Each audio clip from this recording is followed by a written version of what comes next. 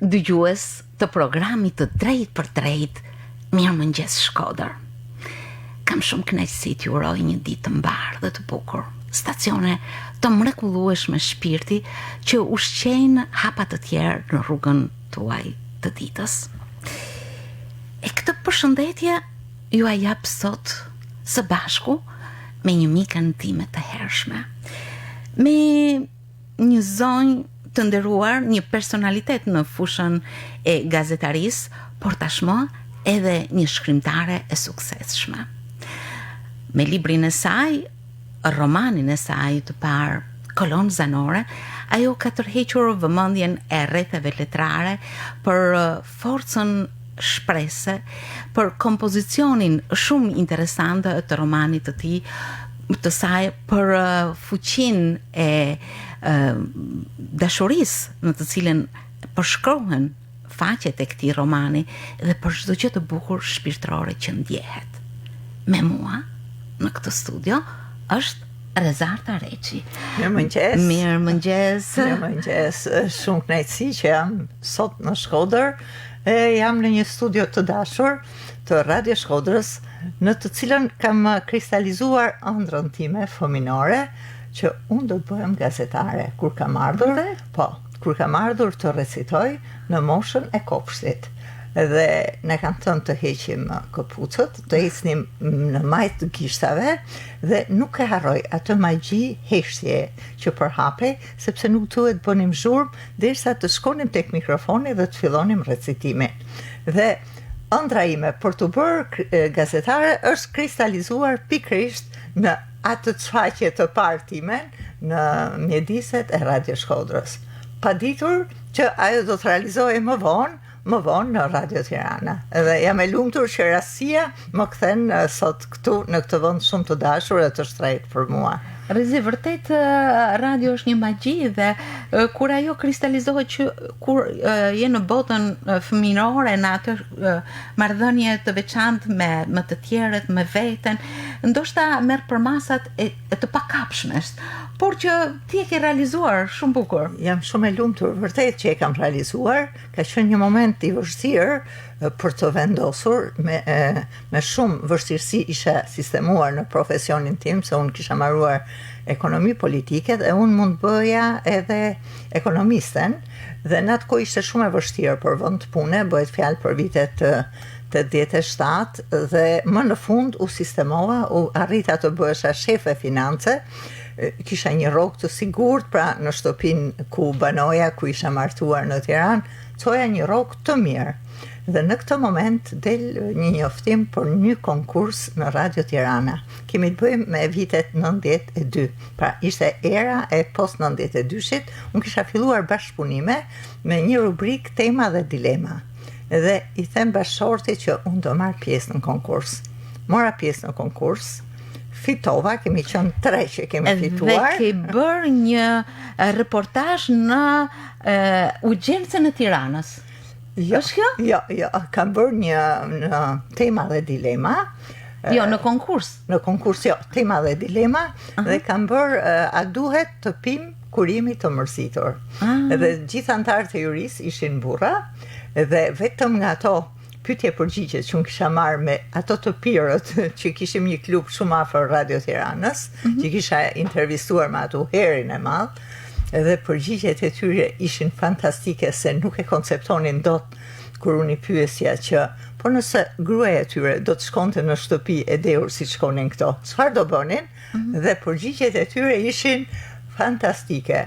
Dikush thonte unë do t'ja këpus kokën si të zogut, si të maces, dikush thonte e të tjera, dhe antarët e jurisë u dorëzuan të qeshore, po ju dorëzuan edhe seriozitetit të trajtimit që kisha bërë nga ana filozofike, nga ana sociale, të gjithë këtij reportazhi.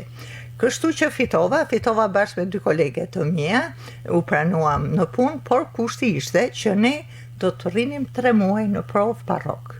Dhe unë i kam thënë tim shoqe që ky është kushti, shumë sfidë. Pra, sa po isha sistemuar me rrok, më në fund, mas 4 vitesh e gjysëm pa rrok, pa punë, dhe tani duhet ta lija rrogën me dëshirë për të fituar një vend në edhe im shoq më tha ndiq ëndrrën. Edhe unë nuk jam penduar që kam ndjekur ëndrrën time. Atë ëndrrën që lidhej me foshnjërinë në kuptimin isha shumë e vogël. Zëri ytë shumë vibrues, por që prek ndjesit më të bukura të shpirtit kur flet, kur trajton tema të ndryshme, për të mos parë, sepse radio nuk të sheh, por të imagjinon. Më pas sytë e qeshur dhe të qeshurin buzëqeshjen shumë të ngrohtë, ndoshta I bashkohet gjithë këtij kompleksi dhuntish që dhurohet me shumë dashuri dhe ngrohtësi në çdo gjë tënde. Rezi, me sa kuptoj, je e sfidave të fituara, sepse vetë rruga jote I përshkon të gjitha këto stacione. Realisht nuk kam pasur plane fare, as për të fituar, as për të humbur. Kam pasur thjesht ndjesi të bëja një punë që të kënaqja të tjerët edhe duke kënaqur dhe veten. Por I kam qëndruar besnik tipit tim, natyrës time.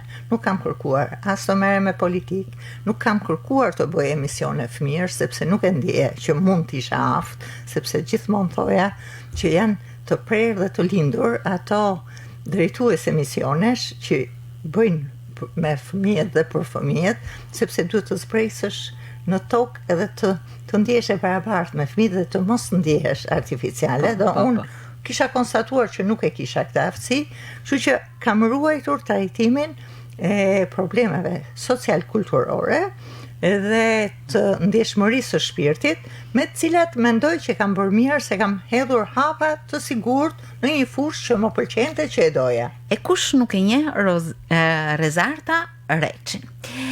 Më së shumti, po të ndalesh në disa stacione të mbërritjes së saj, edhe shumë të bukura që bashkarisht I kemi përjetuar në një auditor të pamat, siç është auditori I radios dhe I ndjekësve të saj, do të ndalemi tek bota ime.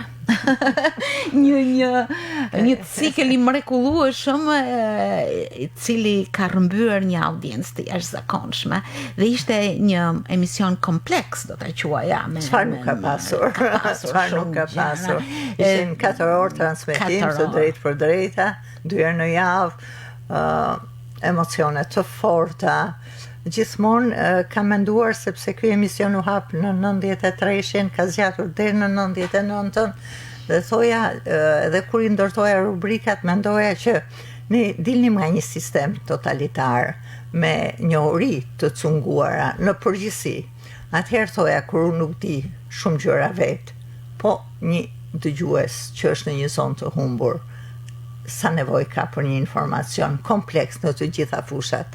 Kështu që të tilla, ju e dini më mirë, merit se si ndërtohen rubrikat një pas një, si zgjidhen të ftuarit në mënyrë që të përcillet cilësi, sepse ka shumë të bëj, shumë e rëndësishme ajo çfarë ne I ofrojmë, sepse ky mikrofon vërtet është mikrofon I shenjtë dhe ti nuk mund të bësh gjithçka me këtë mikrofon.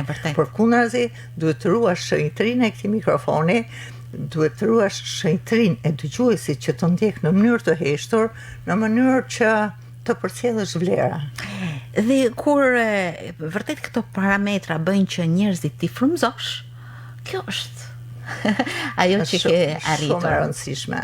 Ne kemi organizuar në një vit, se nuk e kujtoj tani vitin, kërkuan dëgjuesit e shumë, pra se ishin futur telefonata direkt, ishin përfshirë, kërkuan që miqtë e bota ime të bënin një takim në Durrës, po takim të pasponsorizuar, takim dëshirash.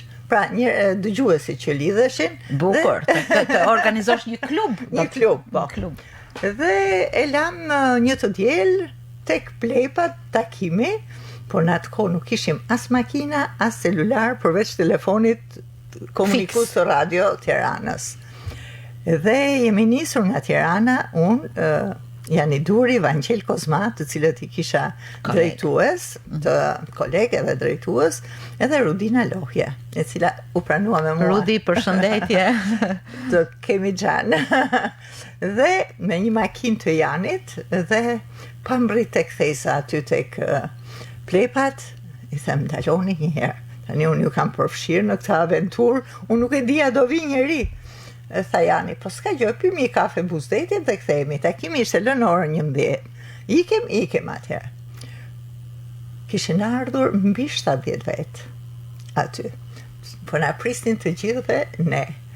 Të gjithë me shpenzimet e tyre, të gjithë kanë përballuar edhe drekën, vetë me shpenzimet, po edhe drekën tonë. Dhe nga ajo kohë unë ruaj një album me foto, sepse unë u futa në punë, bëra reportazh, se më vinte e vetmja shenjë vlerësimi që unë mund t'i bëja atyre njerëzve, ishte të bëja një reportazh, çfarë kishte shtyrë të vinin aty, çfarë ishte Radio Tirana. Dhe po të më shohësh albumin e fotove, është album që unë jam me mikrofon në dorë, vetëm duke regjistruar në punë e sipër, sepse gjëja më e vogël që mund t'i bëja atyre njerëzve që kishin ardhur nga të gjitha anët e Shqipërisë për takuar rrezin e emisionit Bota Ime. Besoj se ky në këtë këndvështrim është një mision shumë i bukur. Ti frymëzosh njerëzit, ti përfshish, të bësh që ata të ndjehen shpirtërisht me çdo hap apo temë që trajtohet, dhe pikërisht Bota Ime ishte një si thua një skenografi shumë e madhe e jetës, përfshinte shumë gjëra, por më së shumti gjendjen shpirtërore, jetën shpirtërore, ajo që ndjehet. Kujtoj, kam pasur një rubrik jetoj jetën tënde, dhe e kisha me një muzik shumë të bukur të Ricardo Coçantes, Vivi la tua vita, e vendosja atë dhe pastaj dhe i thoja, i drejtohesha dëgjuesit të mbrëmjes që çfarë bëni ju për ta jetuar, për mos të humbur këtë ditë. Në model një zotëri, keni parasysh ishin ngjarjet e 97-s. Model një zotëri nga Berati, shumë i nxehur, me shumë të drejtë, dhe më thotë, çfarë jetë të jetojmë? Ne këtu po na vritën njerëz.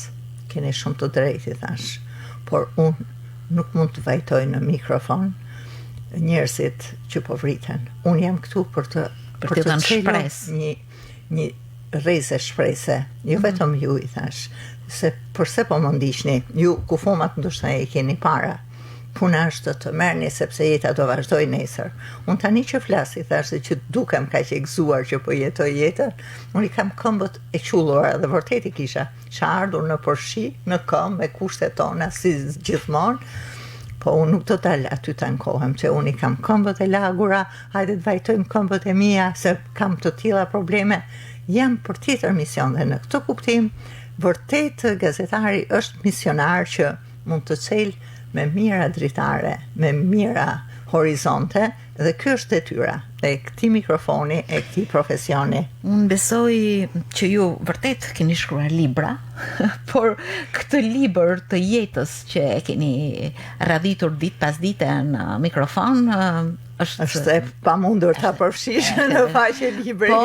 Por unë besoj dhe mendoj që libri që ju keni shkruar ka për ushqim pikërisht këtë jetë. Është e vërtet që ka këtë jetë. Një nga rubrikat, bile kanë qenë shumë e suksesshme ajo rubrik, është hapur rastësisht, po nuk ma merrte mendja që do përthithe shumë dëgjues. Hapa një rubrik, një flet nga ditari im. Dhe ftoja të gjithë dëgjuesit që kishin diçka për të rrëfyer personale, duke i ruajtur anonimatin, natyrisht, të shkruanin dhe të ma dërgonin. Rëndësishme ishte një flet nga ditari im, ishte adresa, dhe thjesht një emër, Rezi. Merit ka qenë një vërshim letrash i pafund. Njerëzit kishin nevojë të rrëfenin. Njerëzit kishin nevojë për psikolog shpirtëror, sepse ajo pjesë jete, ato vite që po kalonim, ishin të reja për të gjithë ne. Ishte një shoqëri e transformuar në tranzicion. Dhe transformimi ishte nga të gjitha anët. Në ato flet ditare që kishin kryesisht ngjarje tragjike për mua, ngjarje që lidheshin me dashurinë, ngjarje që lidheshin me humbjen në dashuri, ngjarje që lidheshin me shfrytëzimin e prostitucionit, sidomos të vajzave, ngjarje që lidheshin me marrëdhënie të çuditshme, që ty nuk të shkonte mendja familjare, hidheshin ato flet, ndonjëherë ishin flet të shumta, dhe kur unë përsidhja, normal përsidhja më të mirat, për t'i lecuar për dëgjuesin, dhe pastaj i fusja në konkurim, se këtu ishte e Chelsea, që njerëzit të votonin. Atëherë kur i lexoja, ka pasur raste që i lexoja direkt në studio, dhe ndjeja zemrën që më trokiste. Më pulsonte nga emocioni. Aq emocioni fort ishte, vërtetësia atyre dhe tragjiciteti atyre ngjarjeve. Dhe mori një lloj rrokullim orteku, pra vinin dhe shtoheshin letrat, vinin dhe shtoheshin ngjarjet, vinin nga ndonjëherë dhe bëheshin më të pabesueshme. Histori do unë disa herë kam dhënë të nevojshme të them që nëse vërtet kjo ngjarje ka ndodhur, aq e pabesueshme dukej, të vini të ma tregoni dhe unë do t'ju harruaj anonimatin. Se më dukej si tragjedi Shakespeare-it, dhe më kanë ardhur një vajzë dhe një djalë, në dy momente të ndryshme, dhe ma kanë treguar në radio, po, duhet shtoj këto, pa modesti, që zëri i jepte një tjetër vlerë atij rrëfimi. Sepse ju i lexonit të rrëfyera, ju i lexonit në një nështë ajo dridhja sërit i konte vibrimi të bënte sikur emocion ta ndjeje shumë pranë. Dhe e çuditshme kur kam ikur nga Radio Tirana, kisha një kuti shumë të madhe, nuk e përshkruaj dot sa e madhe ishte kjo me letra, po nuk kisha ku ta çoja. Kam zgjedhur disa, i kam si relike të ruajtura, ato flet, një pjesë kam filluar, i kam botuar tek gazeta që realizonte Jani Duri, i kam edhe ato kopje të ruajtura, ajo më kam mbetur. Dhe në shtresat e mia kanë mbetur shumë histori, të cilat janë te kolon zanore. Sepse është një histori dashurie ku ngërthehet historia e marrëdhënieve dashurore, po edhe marrëdhënieve seksuale, fizike, të cilat ngërthehen drejt një synimi për të shpalosur dhe për të nxjerrë se kush është më rëndësishme në jetë.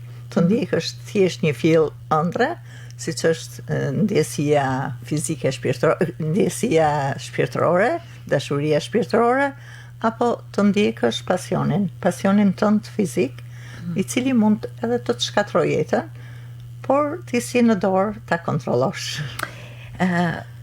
Ju keni eksperimentuar. Po. Dhe ashtu si që ju dini t'i dilni sfidave në krye si fituese, edhe kësaj here keni bërë këta. Kam qenë shumë rrethanat më kanë nxitur të shkruaj, jam mirënjohse atyre momenteve të krijimit që më cuan drejt shkruarjes së këtij libri, por me dyshimin që në duhet ta votoj apo jo, sepse mendoj që janë shkruar shumë libra, unë kam lexuar shumë libra, jam një bibliotekë lëvizëse vetë si vetë, sepse vazhdoj lexoj. Kam pasur fatin edhe them vazhdimisht, e kam thënë atij njeriu që ja kam besuar për herë të parë një miku të Arratis, një diplomati, i cili më kishte nxitur që unë duhet të shkruaja. Sepse ti ke, më thonë, të brum dhe duhet të shkruash në fushën që ti do. Ajo është Shaban Murati, dhe panguroj i kam shkruar. Dua të të besoj, më ke thënë që shkruaj. Të lutem, ma shiko, nuk kam nevojë për ta votuar me çdo kusht. Dua të di në vlen apo nuk vlen.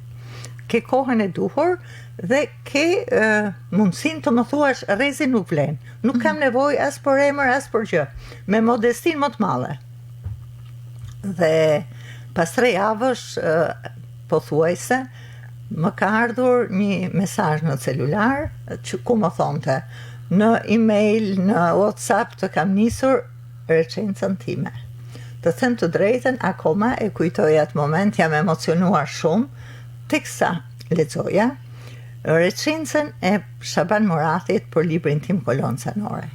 Ajo çfarë më ka habitur dhe vazhdon të më habisë është mënyra e perceptimit të atij njeriu të një libri që i kishte shkruar një grua si unë, me cilën ai nuk është që kishte një njohje të thellë shpirtërore, pa i kishte kapur çfarë mesazhesh ose çfarë më kishte ngasmuar mua për ta shkruar këtë libër. Dhe aty ndoshta dhe duket fuqia e njerëzve të mençur, jo se ka vlerësuar librin tim, kam pasur mikesha që i kam pasur shumë të afërta, me cilat kam darë dhe intimitete, të cilat ma kanë keq kuptuar disa pasazhe që i kam hedhur në rrjetet sociale në Facebook. Dhe ky njeri me një diferencë të madhe moshe me mua, ky burr arrin të kap dhe të perceptoj çfarë unë kam dashur të them në faqet e këtij libri. Dhe mbrëm jam ndjerë shumë e kënaqur nga vlerësimi dhe komenti i shkrimtarit Zahid Bushati, i cili kishte ditur dhe kishte arritur ta lexojë aq bukur pikërisht e këtyre ideve dhe marrëdhënieve që trajtohen në këtë libër. Domethënë jam vërtet shumë mirënjohse, janë bërë dy tashmë. Shabani ishte i pari, e përshëndes Shaban Moratin me shumë përkorsi, sepse i them, nëse ju nuk do ishit këmbgulës, unë nuk do kisha shkruar. Është vërtet që njeriu kur merr një mbështetje, duket sikur i bën hapat më të lehtë. Të krijon besim që unë nuk po gaboj. Edhe unë kur e kam marrë për shembull atë recensën, i kam shkruar se licencë nuk kam marrë në asnjë fush, i kam shkruar. Profesor, mos më mban me hatër, më vjen keq rrezi, tha. Unë aty kam bërë emrin tim. Ti këtë recensë mund t'ja çosh çdo botuesi në prag të botimit të librit. Një recensë shumë vlerësuese. Në fakt, si lindi Kolonë zanore dhe pse i quajtët kështu? Sepse ne që punojmë në radio gjithmonë kolonën zanore e kemi shumë për zemër, një melodi, shpirti që të shoqëron. Por nuk e di se si e ke motivuar për titullin tuaj. Kam konceptuar që në fillim që libri, po të shkruaja ndonjëherë një libër, do ishte Kolonë zanore, nuk e di pse, më kishte ngjitur. Ndoshta nga që e përdorim shumë edhe ne në jetën e përditshme profesionale. Por në rastin e librit Kolonë zanore, nga që kushtohet dashurisë dhe marrëdhënieve të ndërlikuara, ka të bëj me këtë merit që çdo çift partnerësh, të paktën deri në vitet, po mendoj që vazhdon, ka një fishkollim, ka një melodi që i lidh, që bëhet si një kolonë zanore e historisë së tyre të dashurisë.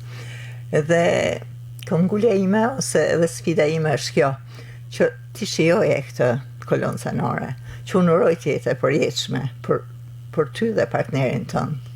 Po edhe nëse të bie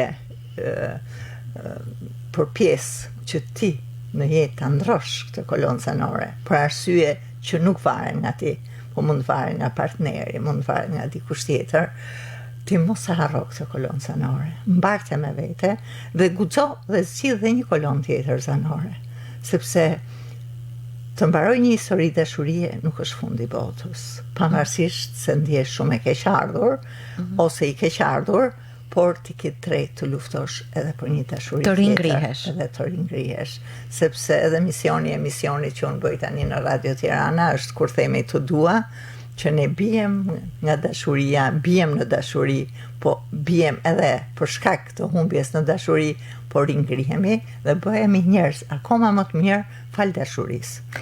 Mesazhe të forta jeta që të bën të ndjesh dhe të pulsosh në çdo qeliz pikërisht ajrin që të jep dashuria.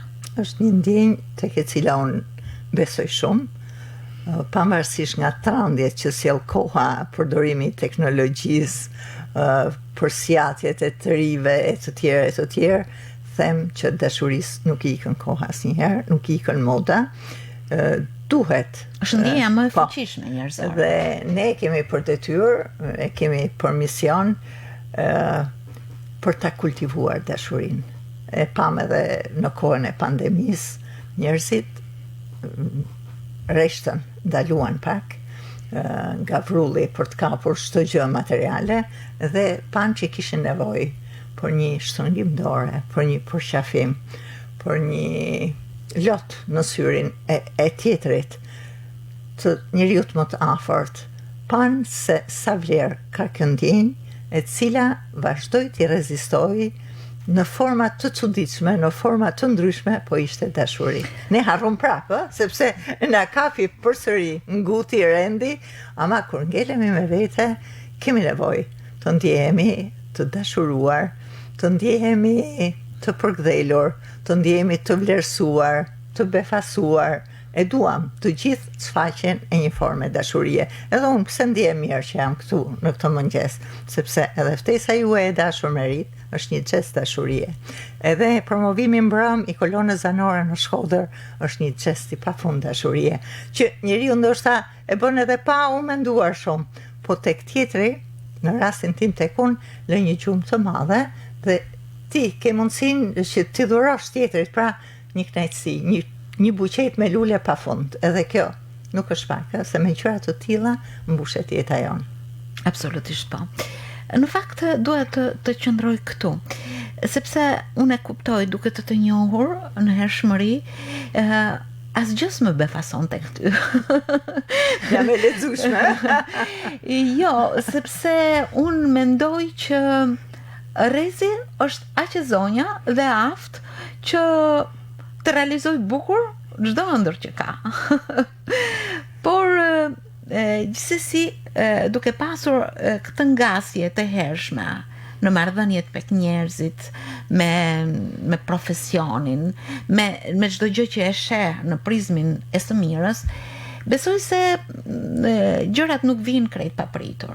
Por megjithatë ishte një çast që të bëri të thuash, po, të shkruaj.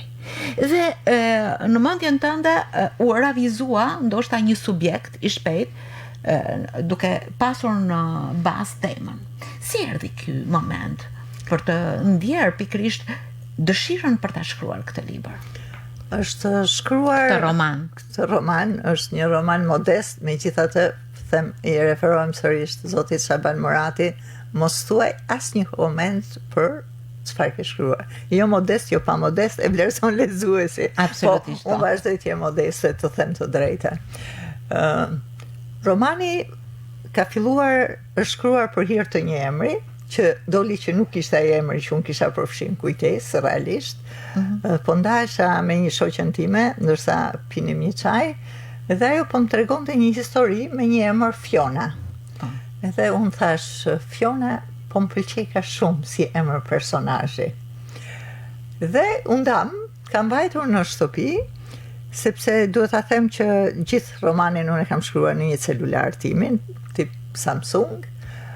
Është shkruar nedve, meqense kisha në një fash kohe kisha pagjumësi të madhe dhe vendosa ta luftoja këtë pagjumësi dhe atë gjendje jo të mirë shpirtërore që po kaloja, ta luftoja duke shkruar.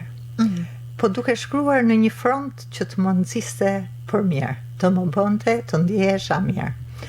Dhe nga fundi i korrikut deri me datën 17 ose 18 gusht, kur u mbarua dhe unë nuk kisha më të shtoja kolonës time zanore. Po, ka lindur shumë shpejt. Ka lindur shumë shpejt.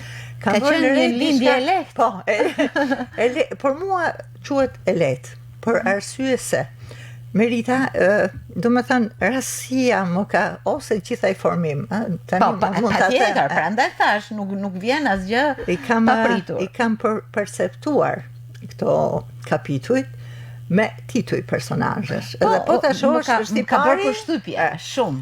Është një strukturë e zgjedhur çuditshëm. Unë flisja në emër të personazheve dhe aty ndjehesha shumë mirë. Herë jam ndier Flonja, se pra Fiona u harrua në Flonja. Po, u transformua pa dashur në Flonja. Herë jam bërë Ernest, herë Mara, herë Rajla, e të tjerë herë Shani. Dhe nëse filloja Flonjën atë natë, unë do ta mbaroja brenda natës. Po, aty kam parë lojën e këndshme të fjalëve. Se si lëviznin fjalët, se si dilnin, ngjiteshin aty në tekstin në ekranin e celularit, Dhe unë të nesërmen korrigjoja vetëm gabimet ortografike. Unë nuk kisha nevojë për një redaktim. Pra, çdo gjë ishte shkruar shumë shkurt, shumë sintetikisht, dhe unë kam konstatuar dhe këtë, që si rrezart isha e një stili telegrafik të shkruarit. E kisha vënë re edhe në mëngjeset që kam shkruar dhe në shkrimet që boja kushtuar personazheve që më humnin, më iknin nga jeta, që nuk merresha shumë me përshkrime të gjata. Nuk thoja dot që Rezi kishte hedhur një shall, kapele etj. Thoja thjesht e veshur me elegancën që e karakterizonte dhe me kaq e mbyllion me personazhet. Megjithatë, në atë shfletim që unë i kam bërë librit, e ndjej që ju keni portretizuar dhe keni detajuar shumë bukur forcën dhe brëndësinë shpirtërore të këtyre personazheve. Këtu kam qëndruar, madje duhet shtoj. Kjo është ajo që e zbulon, hap një vatër të ngrohtë, mundohesh të komunikosh, të ndjesh shumë detaje, të bësh dialog me to.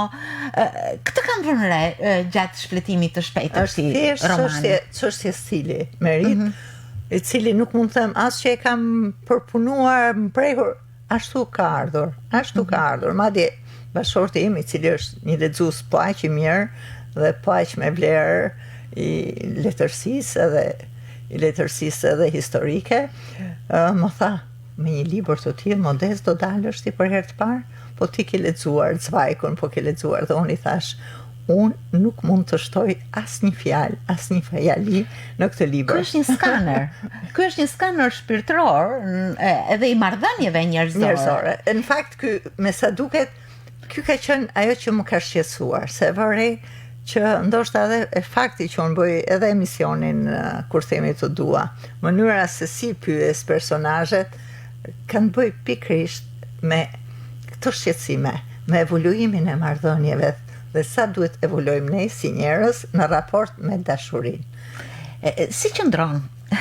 Ka shumë gjëra për të cilët mund të diskutohet. Natyrisht ju keni dhënë një konceptim shumë të veçantë e librit. Keni rrezikuar, do thosha, edhe në disa momente. Por ky është një libër që zë një vend të veçantë në letërsinë për nga ana e konceptimit. Si keni mundur të balanconi tradicionalen, të kohës dhe atë mbi kohën? Gjithçka ka ardhur vetvetiu, them unë.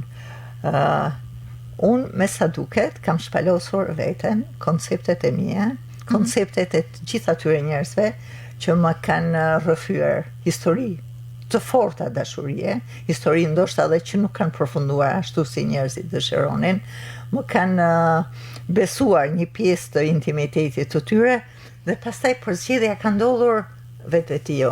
Nuk di ta them Merit, se si ka ndodhur përzgjedhja, se si ka ndodhur realizimi. Ky është laboratori juaj krijues.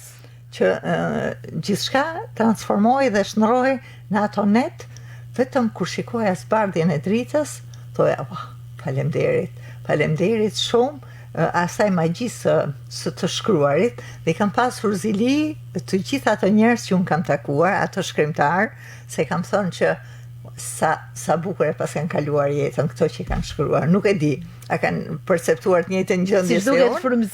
Frymëzimi i krijimit është një periudhë e mrekullueshme. Unë jam ndjer e lumtur në atë, edhe sikur mos ta botoja, dhe kur kam ngulur sërish profesori që duhet ta botosh, i thash po, do ta botoj vetëm për hir të asaj gjendje shpirtërore eterike që më ka krijuar ajo periudhë gjatë kohës që unë shkruaj. Në fakt, libri tashmë është në treg dhe prej shumë kuj është përpir. Por megjithatë, si një bashkëudhëtare e ditës, si Rezi që flet aq ëmbël dhe bukur që i percepton gjërat shumë shpirtërisht, kujt do t'ja rekomandonit librin tuaj? Të rinjve, më të pjekurve, apo atyre që kanë një përvojë jete? Unë do t'ja rekomandoja të gjithëve, për arsye se do t'ja rekomandoja, madje dje ose pardje më është bërë kjo pyetje, Rezi, do më thuash tha ndonjë koment meshkujve që kanë lexuar librin tënd, po që nuk i ke shumë miq. fillimisht mendova, thash, më duket se ma kanë vlerësuar më shumë femrat. Pastaj jo, kujtesa bërit vetën, jo, i thash kam vlerësime të mira, thash dhe nga meshkujt. Po kam dhe të ri, dhe të reja që e kanë lexuar dhe i kanë pëlqyer. Kështu që kush të doj, leta gjej vetën dhe ta perceptoj. Sepse duke lexuar një libër gjithmonë ka një dialog me veten, patjetër, të tjerë, patjetër, është dhe një subjektin, është një ballafaqim. Patjetër. Dhe nëse libri e bën këtë dialog, këtu është një arritje që shkrimtari ka. Merita, ka ndodhur me librin dhe unë e vura re në panajerin e librit. Nëse Merita e kishte lexuar, ka ardhur të blej libra për t'ia dhuruar miqve dhe mikeshave. Dhe kjo më ka kënaqur, se thonte dua që ta lexoj dhe ky miku im, se nuk shkon në librari, dua ta lexoj dhe kjo mikesha ime, që të kemi për çfarë të diskutojmë. Ky ka qenë fati kolonës zanore të drejtën. Kur nxit një diskutim, kur frymëzon dhe kur të bëhet si një mundësi dialogu, kjo është një arritje e qëllimit. Madje e mbaj pak si të veçantë të shkruar në inbox të një piktore, Adriana Puleshi, e cila tha, Rezi, a din ku qëndron fuqia e librit tënd? Na bëre të takojmë vetet tona të humbura në turravrapin e kohës. Unë e kam jetuar këtë periudhë, kam jetuar dashurit bukur. Mirë po, puna, lufta për të fituar të përditshmen, më kishte bërë të humbas veten me atë bashkëjetuesin, me të dashurin me cilin jeton, dhe unë në faqet e librit tënd takova veten e harruar, tha. Dhe faleminderit, tha, vetëm për këtë mundësi që më dhe. Kjo është një arritje shumë e bukur. Pra njerëzit, them unë, kanë pasur nevojën dhe dëshirën të ndalojnë pak të stacionet shpirtërore. Edhe duke përfshirë një periudhë kohore, rreth 20 vjeçare, ku zhvillohen ngjarjet, të bën që çdo gjë të jetë edhe si një reflektim, edhe nga ana personale. Patjetër. Kjo është, si thua, si ajo që shtreson brenda vetes për të reflektuar, për të komunikuar, për të vlerësuar periudhat më të mira. Ne jemi të dhënierë për gjithmonë. Pra ne lëvizim, evoluojmë, ndryshojmë, unë them pacim fatin të ndryshojmë për mirë, e të mbetemi të mirë, po gjithmonë mendoj që edhe në shpërfaqen tonë të së mirës ka të bëjë është shumë e rëndësishëm ai kombinimi partnerial, i cili është shumë i domosdoshëm, në mënyrë që partneri im të zbuloj tek unë pjesën time më të mirë, dhe unë t'i lejoj atij t'i jap mundësinë që të shpërfaq më të mirën. Në fakt më bëri përshtypje ftesa që keni ndërtuar për të ftuar dashamirët në takimin e mbrëmshëm, për të qëndruar në dashurinë e përjetshme të Shkodrës. Gjë që ndoshta personalisht më ktheu prapa në vite atëherë kur Rezi, Diana, Suela, Majlinda, Edi ishin krejt të vegjël, por me shumë respekt për prindrit tuaj, nënën tuaj të nderuar, zonjën Vathe, edhe babën Ziari Xhepi. Më përcolli atë periudhë të mrekullueshme të Brezit, të pakthyeshme, dhe shumë të dashur, edhe që mbetet e stampuar në brendësinë time. Unë më duket dhe mbrëmë, thash po e them përsëri tani. Para e kam pengun që mama e ime ka dashur dhe ka besuar që unë mund të shkruaj libra, nisur ndoshta vetëm nga mënyra se si flisja, nderuar, shumë e kulturuar, se si lexoja. Edhe më thonte, nuk ma ka marrë mendja që ti Rezart nuk të bëhesh shkrimtare. Po ja nuk u bëre, i thoja unë, sepse janë të tjerët që shkruaj.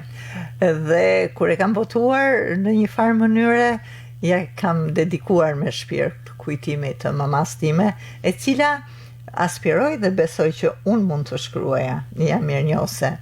Baba im ishte i plotësuar me punën që bëja, se thonte që po, mbrite diçka, ishte i kënaqur. Dhe mami gjithashtu më pyeste, a vjen për Shkodrën, a vjen për ne në Shkodër. Unë i thoja, më duket se vi për ju.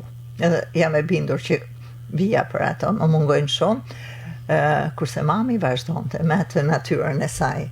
Jo, duhet vishte për Shkodrën.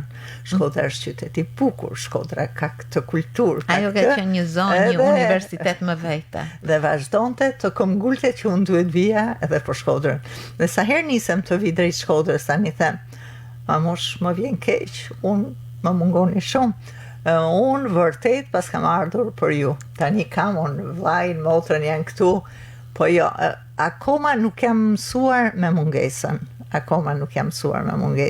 Janë brenda nesh, janë brenda meje, si shka çdo fëmijë prindrit e vet.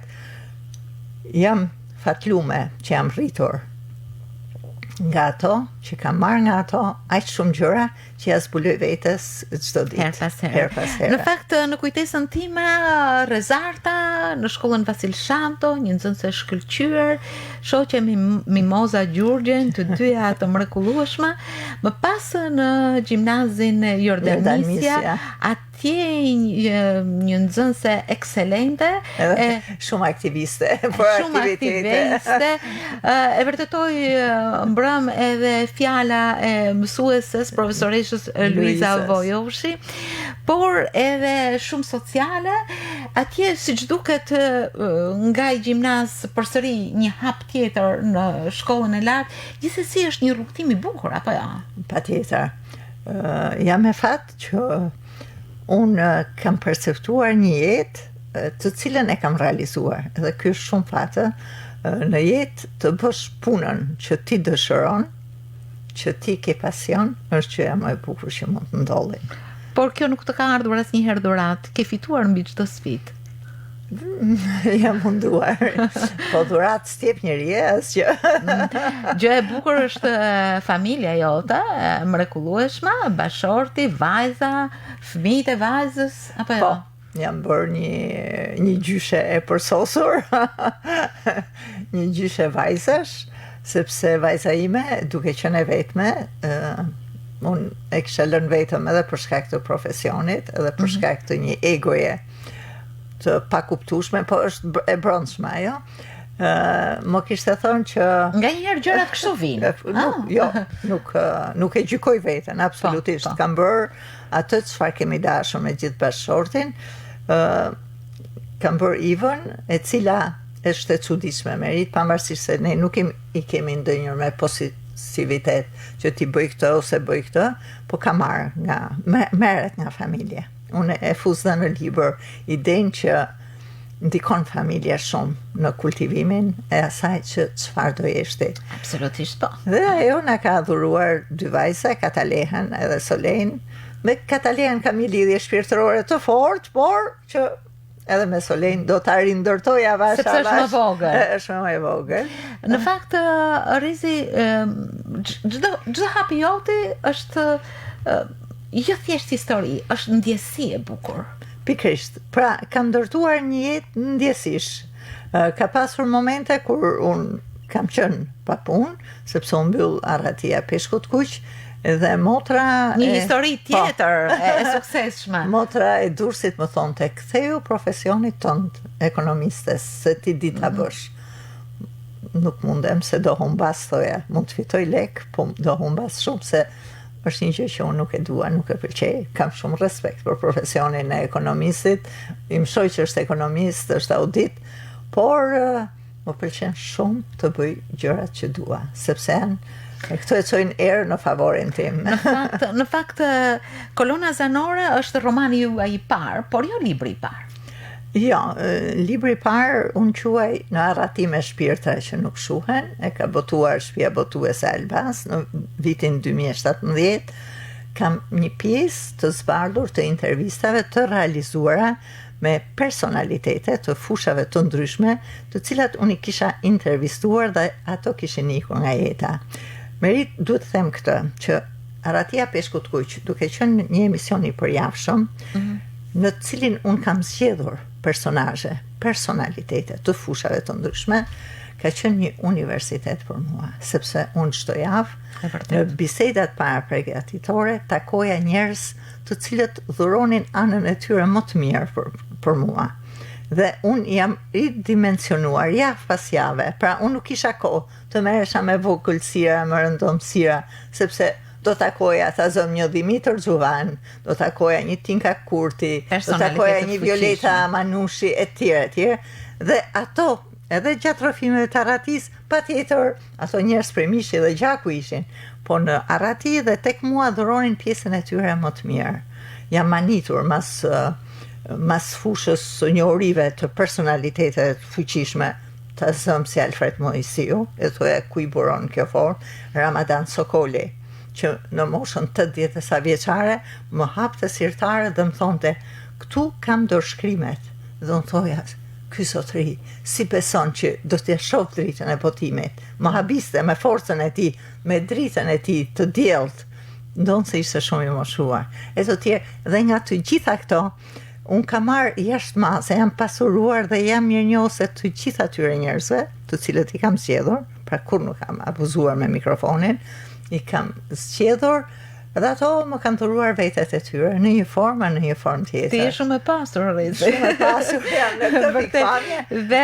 Dhe duke qenë me një pasuri të tillë, besoj se botimet tuaja nuk mbarojnë këtu. Nuk e di, është zgjedhja juaj tashmë letërsi artistike, e cila natyrisht ka një rrënjë të fuqishme siç është kolonë zanore, apo një letërsi tjetër të cilën ti mund ta lëvrosh pa droja? Nuk e di, do t'ja lëm kohës. Paca vullnetin.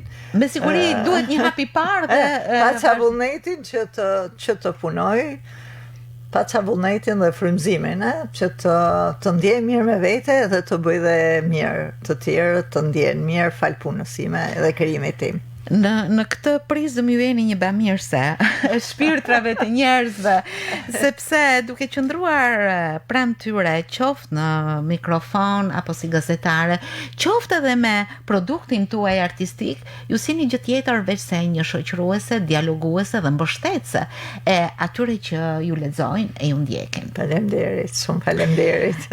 Në fakt ta hapësh fletët e frymëzimeve, historinë e tyre, personazhet që hynë në një jetë e që qëndrojnë aty, qoftë edhe në subkonsciencën e një gazetare që më vonë bëhen burim i pashtershëm për të krijuar, është një stacion shumë i madh, i bukur, një vatër e ngrohtë. Është e çuditshme, Merita. Më vonë e kam konstatuar, më dilnin histori të ndryshme. E thoja, edhe kjo ka qenë e bukur për tu përfshirë, po nuk ka dalë në momentin e duar. Me siguri, do t'jetë një faqe tjetër. Libri do t'jetë ndoshta një tjetër frymëzim që ju do ta merrni ndoshta shumë shpejt për të na dhuruar. Të shpresojmë. Rezi, në fakt dëshira për të ftuar në këtë studio ka qenë e hershme, por ja që u desh kjo kolona zanore që ti të vije në Shkodër dhe në mikrofonin e radios. Ishte shumë bukur për mua. Edhe për mua. Prania juaj në këtë mikrofon. Shumë i bukur. E meritoja për shkak të dëshirës që kam për të jetuar bukur. Kështu që ma bët këtë nder, këtë privilegj që ma fillua ditën shumë bukur. Për mua ishte një kënaqësi shumë e madhe. Për të pasur pranë, jo se nuk jemi takuar në hershmërinë tonë dhe në vijshmëri, por në rritjen tënde, në stadet që ti ke, natyrisht është edhe një vlerësim shumë për mikrofonin e Mirëmëngjes Shkodër. Të falenderoj pafund dhe të uroj vetëmbarësi dhe këtë frymëzim të pashtershëm që ti ke.